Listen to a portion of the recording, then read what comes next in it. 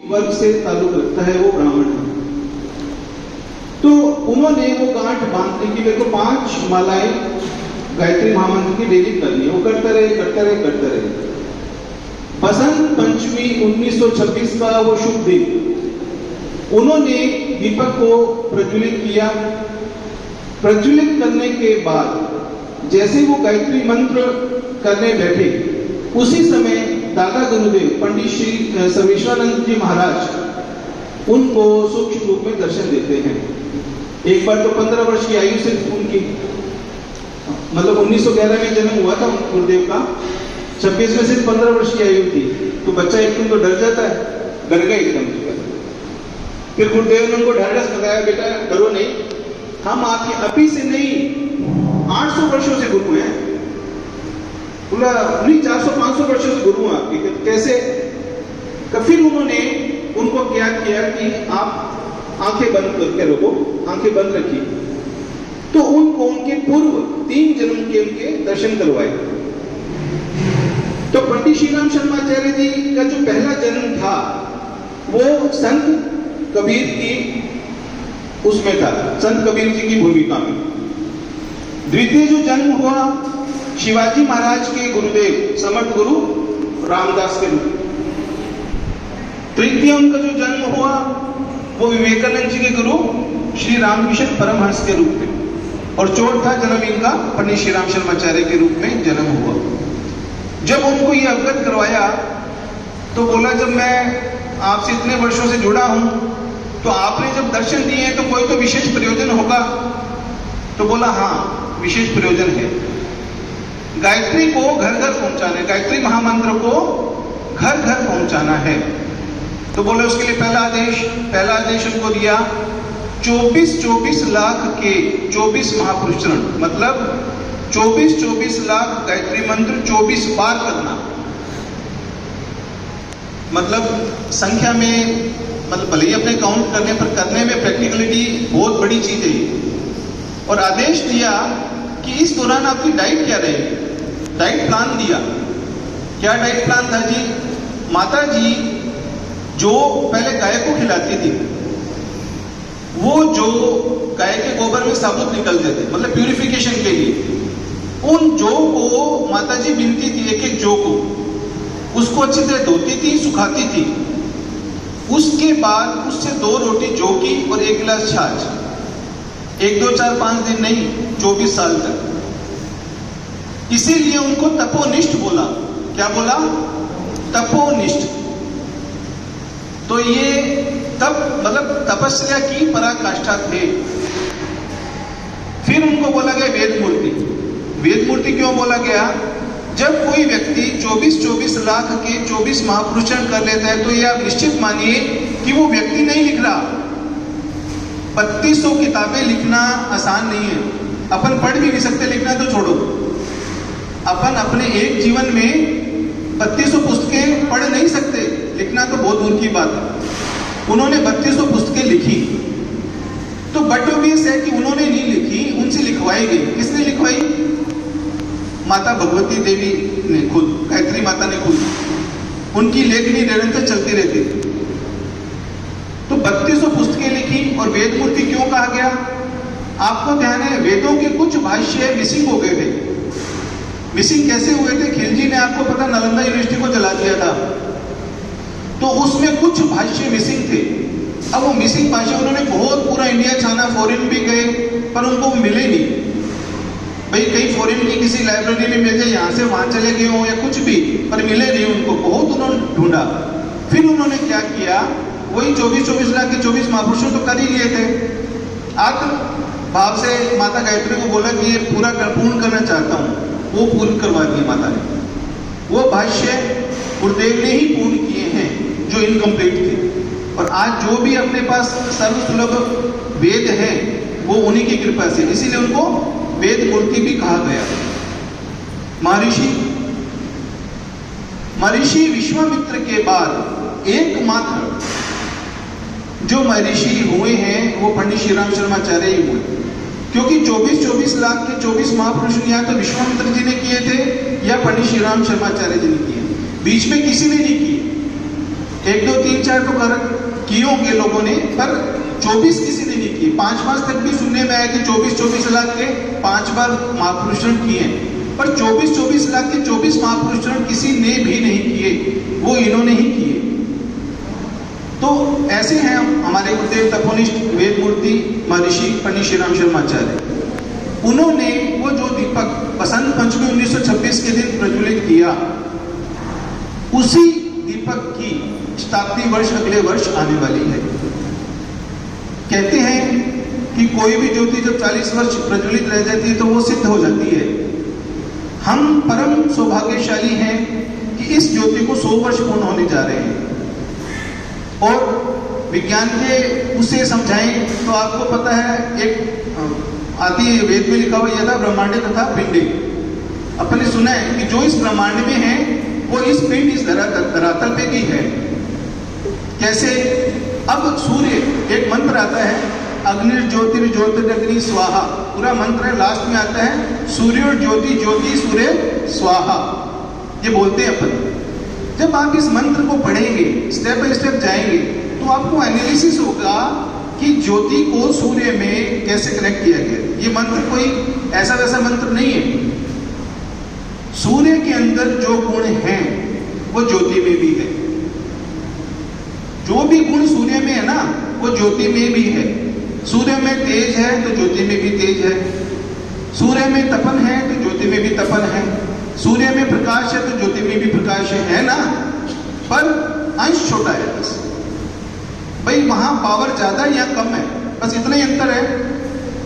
अब उस ज्योति से, वो ज्योति के अंदर में एक कलश रखे गए पूरे भारतवर्ष के अंदर भ्रमण के लिए। उन कलश को उस ज्योति के सानिध्य में रखा गया। मतलब सारे कलश जो भारत में भी रथ घूम रहे हैं ना, उस ज्योति के अंदर में उस उन कलशों को रखा गया। स्पेसिफिक वैदिक मंत्रों से उनको अभिमंत्रित किया गया और उस ज्योति की ऊर्जा को उस कलश में ट्रांसफॉर्मेशन किया गया। अब लॉजिकल बातें हैं कि वे कैसे ट्रांसफॉर्मेशन कैसे किया गया, कैसे ऊर्जा ट्रांसफर होती है। तो गुरुदेव ने क्या किया था, इन्होंने सूक्ष्मीकरण का एक बहुत विशद प्रयोग किया था।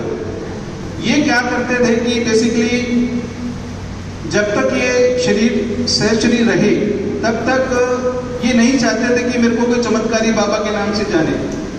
उन्होंने इतना लोगों पे उपकार परोपकार किया कि अगर मैं बताने लगूं शाम हो जाएगी फिर भी खत्म नहीं होंगे, इतने अविस्मरणीय स्मरण हैं। परंतु एक छोटी सी घटना बताता हूं। इनके 5 वीर बकड़ थे। इन्होंने सूक्ष्मीकरण से 5 शरीर तैयार किए थे, क्योंकि एक व्यक्ति नहीं लिख सकता।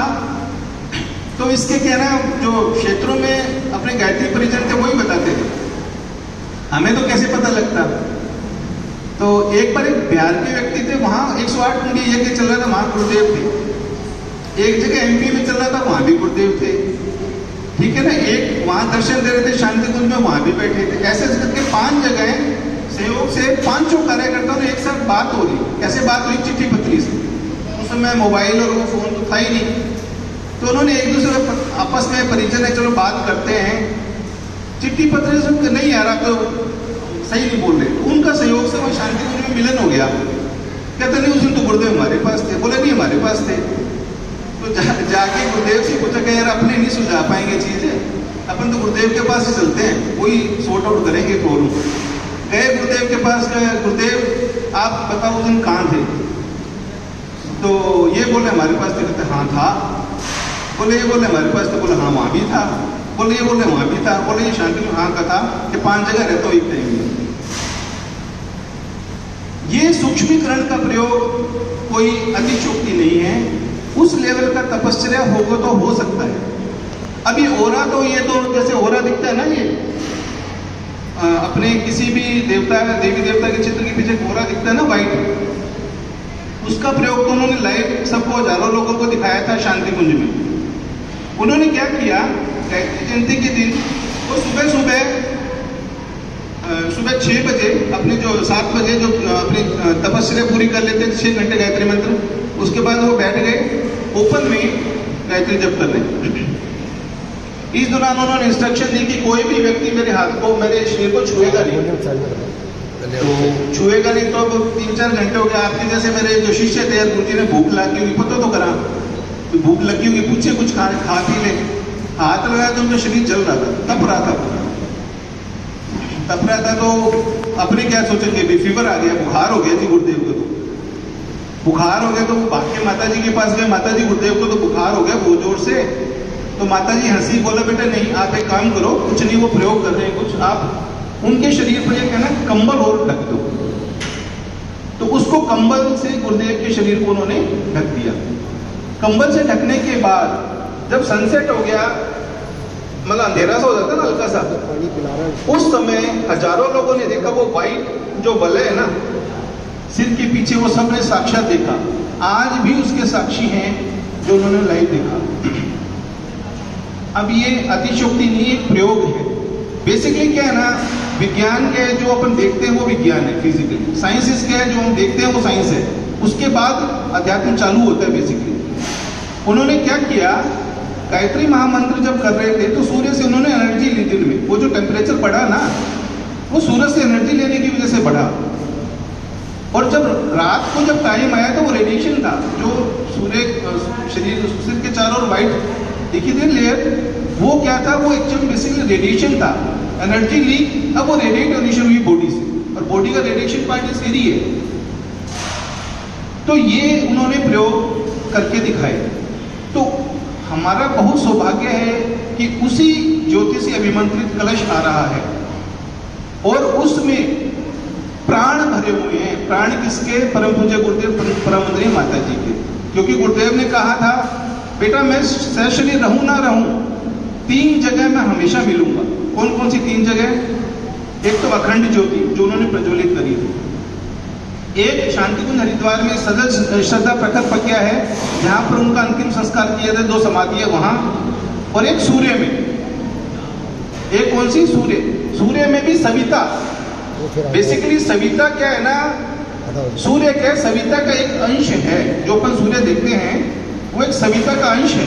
तो बेटा सूर्य में हमेशा अवेलेबल रहो। ये 3 चीज जगह उन्होंने बताई। हम परम सौभाग्यशाली हैं, उसी ज्योति से अभिमंत्रित कलश अपने यहाँ भी आ रहा है। ये दिग्दिगांतर युगों युगों में कभी कभार ऐसा आयोजन होता है, कोई ऐसा मतलब इनिशिएट करता ही नहीं, ठीक है ना। और अपना सौभाग्य है कि हम अब उसमें बढ़ चढ़ करके हिस्सा लें। हम और भी सौभाग्यशाली हैं कि आप सभी तहसील के महानुभाव जो आए हैं, उनको ये जिम्मेवारी सौंपी जा रही है। उसके बारे में सुरेंद्र भाई साहब पूरी रूपरेखा आपको बताएंगे। अब ज्योति रथ कलश यात्रा जो जाएगी, उसका उद्देश्य क्या है आपको पता है? ये बेसिकली जो ज्योति रथ राष्ट्र जागरण ज्योति रथ कलश यात्रा है, ये बेसिकली अधर्म को सबसाइड करने के लिए एक बहुत बड़ा प्रयोग है। अभी आप मान के चले, धर्म और अधर्म के विरुद्ध युद्ध चल रहा है। जैसे आपको पता है आजकल नशे की प्रवृत्ति बहुत ज्यादा चल रही है गाँव में। बच्चे मतलब छोटे छोटे बच्चे, कोई 12 साल 15 साल 16 साल के बच्चे नशे में डूब रहे हैं। तो क्या हमारा फर्ज नहीं बनता उनको रोके?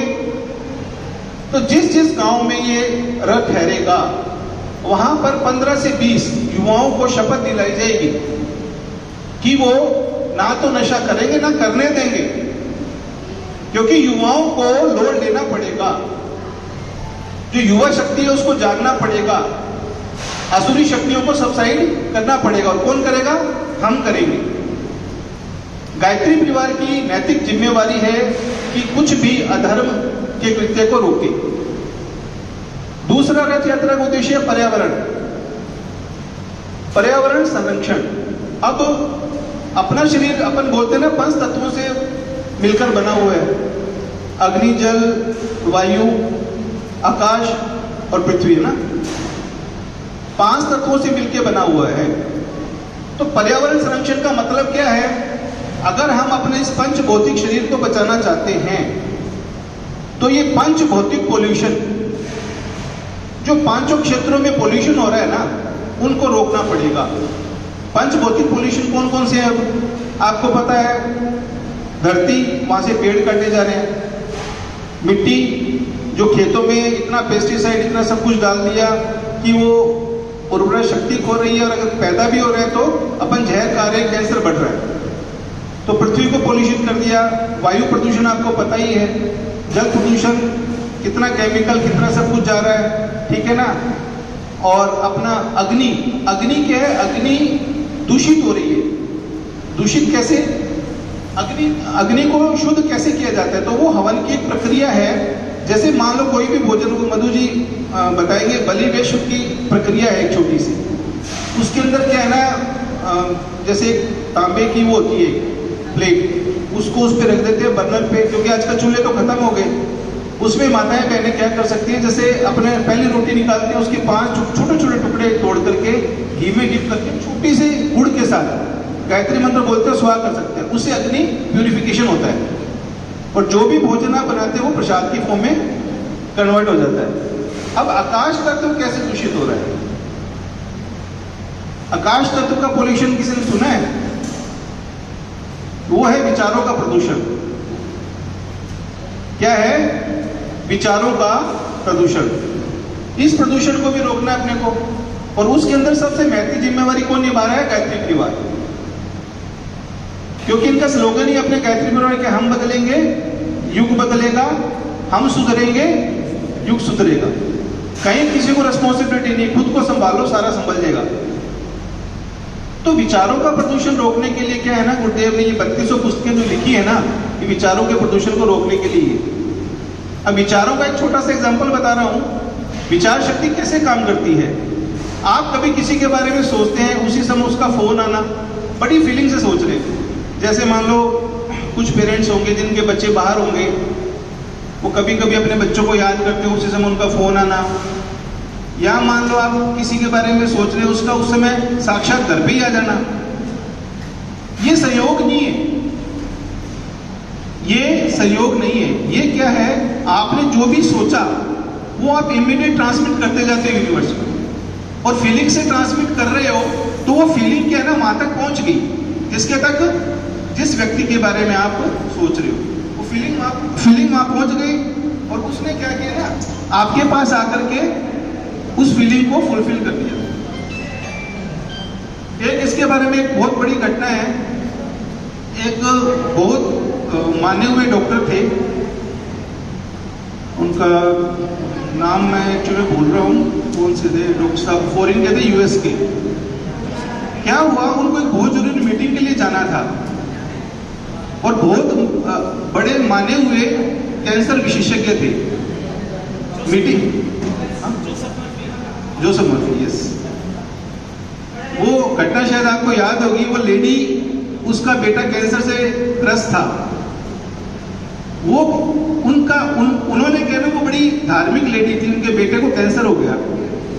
अब वो क्या है ना, वो साक्षात ये कहती थी कि हे भगवान, अगर मैंने हमेशा सही कर्म किया तो ये डॉक्टर मेरे पास आ जाए और मेरे बेटे का इलाज कर दे। मेरे पास पैसे भी नहीं है देने के लिए, पर वो उनकी श्रद्धा थी, बहुत शिद्दत से, बहुत भावना से वो अपने ये विचार हमेशा ट्रांसमिट करती रहती थी। अब वो डॉक्टर साहब को मीटिंग में जाना था, उनकी फ्लाइट कैंसिल हो गई।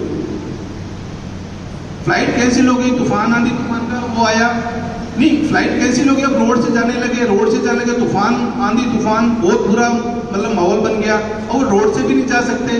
कहाँ गए? उसी लेडी के गांव में, उसके घर में रुके। तो उस लेडी को तो पता नहीं था ये डॉक्टर है, जो मतलब जिसको मैं दिन रात याद कर रही हूँ। उनका आप भगत किया, उनको खाना वाना खिलाया। तो उन्होंने ऐसे ही पूछ लिया कि बेटे को क्या हुआ? तो बोला जी बेटे को तो कैंसर हो गया। तो कैंसर हो गया? कहते हाँ। कि कब से? तब उन्होंने बोला कि फला फला ऐसे ऐसे डॉक्टर हैं, मैं तो हमेशा याद करती हूँ कि वो आ जाए, उनके इलाज कर दें। अब वो पता है डॉक्टर रोने लग गया। रोने क्यों लग गया? क्योंकि मैं भी इमोशनल हो रहा हूं। रोने इसलिए लग गया कि भगवान कि यार आपने इतनी बड़ी क्वेश्चन बिठा दी, मेरी इतनी जरूरी मीटिंग छोड़ करके यहां बुलाया, किस लिए? इस बच्चे के ट्रीटमेंट के लिए। कि यार मेरे पास, उन्होंने बोला कि मेरे पास तो पैसे नहीं है, कि देवी आपसे कोई पैसा नहीं है, मैं इसका बच्चे का इलाज करूंगा। और वो बच्चा एकदम सही कर दिया उसने। तो ये है विचारों की शक्ति, ठीक है ना। जब आप विचारों में फीलिंग ऐड कर दोगे, अब ऐसे नहीं है कि पड़ोसी का टांग टूट जाए, पड़ोसी को हो जाए, ये नहीं, ये विचार नहीं है। विचार क्या है? फीलिंग युक्त विचार, है ना, भावना से युक्त विचार, तभी जाकर के वो फलीभूत होते हैं। तो आप मान के चलिए, आप जिसके प्रति, देखो जैसा अपन बोते हैं वैसे ही काटते हैं, ये बात अतिशयोक्ति है ही नहीं। प्रकृति का सिद्धांत है, एक कनक का दाना बोते हैं, उस पौधे में हजारों कनक के दाने हो जाते हैं। ये प्रकृति का सिद्धांत है।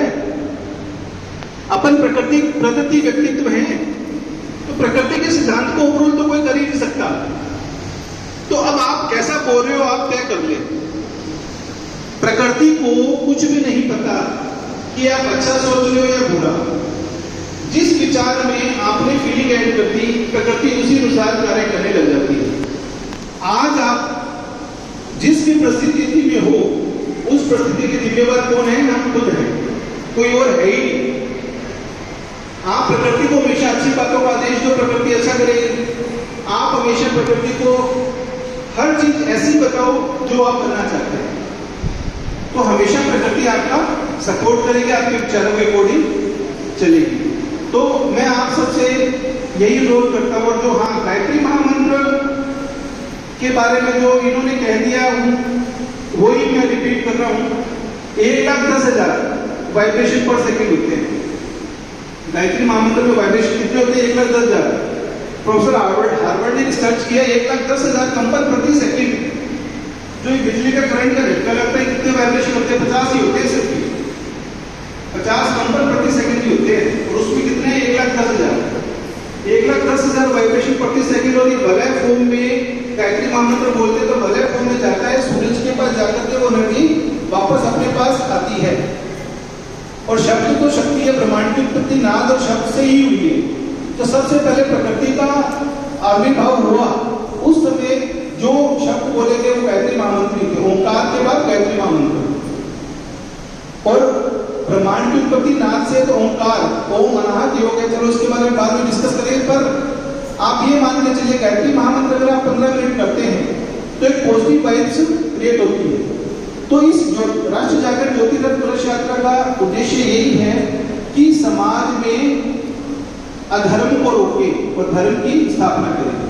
जिस जिस गांव में ये जाएगी, वहां वहां पर पंडित श्री राम शर्माचार्य जी खुद वहां स्थापित होंगे, देव स्थापना होगी। वो जो अभिमंत्रित कलश आ रहा है, उससे स्थापित देव स्थापना का चित्र वगैरह उनको दिया जाएगा। और वो अपने देव स्थापना जहां भी अपन पूजा करते हैं, पूजा करके रखना है। और 15 मिनट मिनिमम गायत्री मंत्र करना ही करना है। तो जहां भी जाएगी, जिस कॉलोनी में, जिस एरिया में, जिस गांव में भी जाएगी, तो वहां पर एक पॉजिटिव वाइब्स क्रिएट होगी गायत्री मंत्र के फॉर्म में।